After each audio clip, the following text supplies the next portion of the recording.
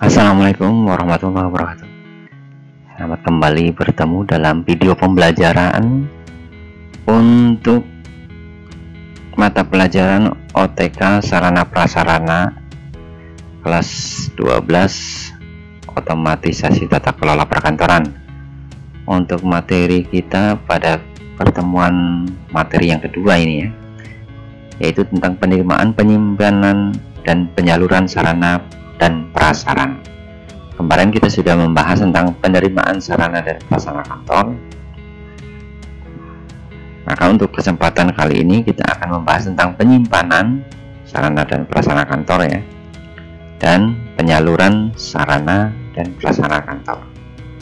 Dan kita langsung saja bahas materi selanjutnya, yaitu tentang penyimpanan sarana dan prasarana kantor. Penyimpanan sarana dan prasarana kantor itu apa? Yaitu aktivitas menempatkan barang atau sarana prasarana yang dipersiapkan untuk proses selanjutnya. Itu jadi proses penempatan barang, baik itu penempatan langsung didistribusikan kepada bagian atau divisi yang membutuhkan, ataupun disimpan di dalam gudang atau penyimpanan barang. Itu secara pengertian ya. Maaf, ini kita lanjutkan kembali. Hal-hal apa saja yang harus diperhatikan dalam penyimpanan sarana dan prasarana kantor? Yang ini ada beberapa poin, ada 5 kalau nggak salah. Yang pertama yaitu sifat barang yang disimpan. Nah, kita harus paham barang itu memiliki sifat-sifat, apakah mudah rusak, mudah terbakar, tidak boleh kena panas. Nah, ini kita harus memahami, sehingga dalam penyimpanan barang itu kita tidak merubah kualitas atau keamanan dari barang tersebut. Selanjutnya yaitu sarana penyimpanan dan pemeliharaan, baik alat-alat dalam penyimpanan, alat kebersihannya supaya tidak ada debu atau kotor, aman dari serangga dan lain-lain. Nah, ini tempatnya juga harus ada ventilasi, kena cahaya tapi tidak menimbulkan panas ya. Nah, itu perlu kita perhatikan, sarana penyimpanan dan pemeliharaan. Yang selanjutnya adalah prosedur dan tata kerja, karena setiap penyimpanan barang atau penyaluran barang itu ada aturan dan prosedur. Nah, itu harus kita perhatikan juga. Selanjutnya yaitu adalah biaya dan tenaga. Berapakah yang dibutuhkan dalam proses penyimpanan tersebut? Berapakah tenaga atau personil atau orang yang dibutuhkan dalam proses penyimpanan barang? Selanjutnya yang terakhir yaitu tentang jangka waktu penyimpanan. Nah, ini kita harus paham barang-barang yang kita simpan itu adakah yang dekat dengan waktu kadaluarsa atau expirednya, atau kita harus memperhatikan berapa lama barang itu layak kita simpan. Jangan sampai sudah barang itu menimbulkan kerusakan karena waktu yang terlalu lama. Nah, itu harus perhatikan. Kemudian tata cara penyimpanan sarana dan prasarana. Yang pertama adalah barang disimpan di tempat yang memadai. Memadai tadi pernah Bapak sampaikan, apakah pencahayaannya baik, ventilasi udaranya baik, jangan terlalu lembab tapi jangan juga terlalu panas ya. Kemudian aman dari binatang dan kerusakan yang lain. Kemudian barang yang disimpan berdasarkan klasifikasi barang. Apa itu klasifikasi barang? Yaitu dari jenis barang, berat barang, merek atau satuan barangnya gitu ya. Itu klasifikasi. Selanjutnya itu barang disimpan dalam keadaan bersih. Jangan sampai barang dalam kondisi kotor atau ada yang rusak gitu ya. Tidak baik, kondisi tidak baik tapi disimpan, ini bisa mengakibatkan kerusakan pada barang-barang yang lain yang kita simpan. Selanjutnya memperhatikan waktu dari penggunaan barang. Nah, tadi sudah Lanjut, dan yang terakhir adalah barang disimpan dengan rapi dengan diberi kode. Kenapa diberi kode? Untuk memudahkan kita dalam menemukan barang dan juga penyaluran barang tersebut. Itu tata cara penyimpanan barang. Kita lanjutkan ke materi yang kedua, yaitu penyaluran sarana dan prasarana.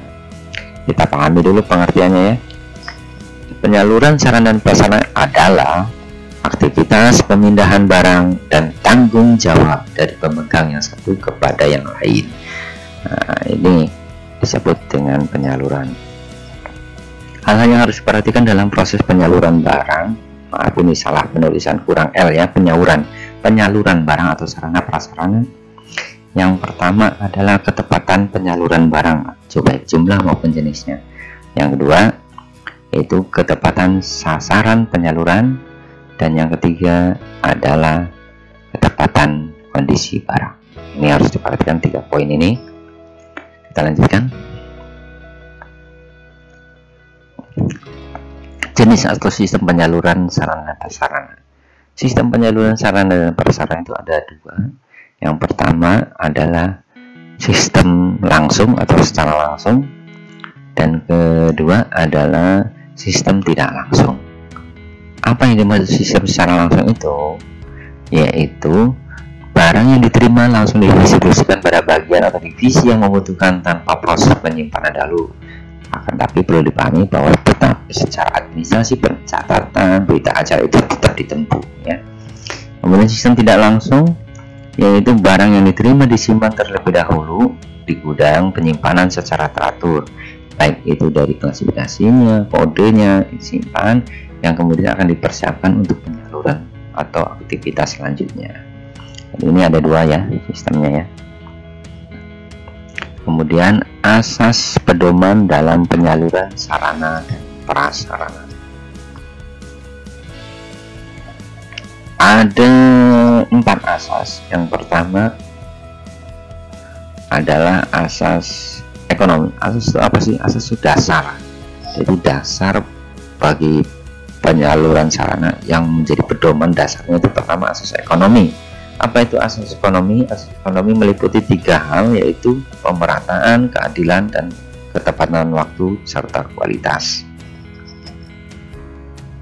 Yang kedua yaitu asas keamanan. Ketika barang disampaikan harus siap pakai, ready for use. Asas ini digunakan sebagai pendukung efektivitas dan efisiensi kerja suatu organisasi. Oleh karena itu, dalam pendistribusian barang harus siap pakai dan diperlukan suatu pemeliharaan dan perawatan barang selama di dalam tempat penyimpanan atau gudang. Nah, ini disebut dengan asas keamanan. Yang ketiga yaitu asas ketepatan. Apa yang dimaksud ketepatan? Yaitu ketepatan dari jenis dan spesifikasi barang, ketepatan nilai barang itu, ketepatan jumlah logistik yang disampaikan, ketepatan waktu penyampaian, semuanya harus mengikuti. Dan yang keempat adalah asas kecepatan. Tidak hanya tepat, tapi juga cepat. Maka itu harus diperhatikan bagaimana dalam penyaluran itu waktu sampai kepada bagian atau divisi yang membutuhkan, ini juga sangat dibutuhkan. Itulah pembelajaran kita hari ini, semoga bisa bermanfaat. Kita sudah belajar tentang bagaimana penerimaan, penyimpanan, dan penyaluran sarana dan prasarana. Sampai ketemu dengan video pembelajaran selanjutnya. Terima kasih. Wassalamualaikum warahmatullahi wabarakatuh.